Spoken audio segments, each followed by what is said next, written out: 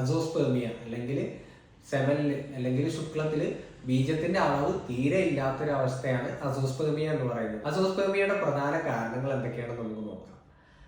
ഒന്നാമത്തെ കാരണം എന്ന് പറഞ്ഞു കഴിഞ്ഞാൽ ഇതിന്റെ പ്രൊഡക്ഷൻ തീരെ ഇല്ലാതിരിക്കുക എന്നുള്ളതാണ്. ബീജത്തിന്റെ പ്രൊഡക്ഷൻ നടക്കുന്നത് നമ്മുടെ വൃഷ്ണങ്ങളിലാണ്.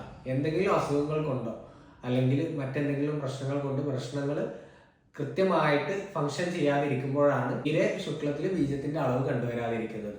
ഹോർമോണൽ ആയിട്ടുള്ള പ്രശ്നങ്ങൾ കൊണ്ട് ബീജത്തിന്റെ പ്രൊഡക്ഷൻ തീരെ ഇല്ലാതിരിക്കുക. ഈ വൃഷ്ണങ്ങളിൽ ഉൽപ്പാദിപ്പിക്കപ്പെടുന്ന ബീജങ്ങൾ സെമനിലേക്ക് അല്ലെങ്കിൽ നമ്മുടെ ശുക്ലത്തിലേക്ക് എത്തുന്നില്ല എന്നുള്ള കാര്യങ്ങളാണെന്നുണ്ടെങ്കിൽ, അതായത് ഇപ്പോൾ വെരിക്കോസിൽ അല്ലെങ്കിൽ മറ്റെന്തെങ്കിലും ഒബ്സ്ട്രക്ഷൻസ്, സെമൻ പുറത്തേക്ക് എത്തിക്കുന്ന കുഴലുകളിലൊക്കെ എന്തെങ്കിലും തടസ്സങ്ങൾ നേരിട്ട് കഴിഞ്ഞാലും ശുക്ലത്തിൽ ബീജത്തിന്റെ അളവ് തീരെ കുറഞ്ഞു കാണപ്പെടുന്നതായിട്ട് നമ്മൾ കണ്ടുവരാറുണ്ട്. മറ്റൊരു കാരണമാണ് വൃഷ്ണങ്ങളുടെ വളർച്ചാ മുരടിപ്പ്. ചില ആളുകളിൽ ഈ ഹോർമോൺസിന്റെ പ്രവർത്തനങ്ങൾ മൂലം തന്നെ ഈ വൃഷ്ണങ്ങളുടെ വളർച്ച മുരടിക്കും.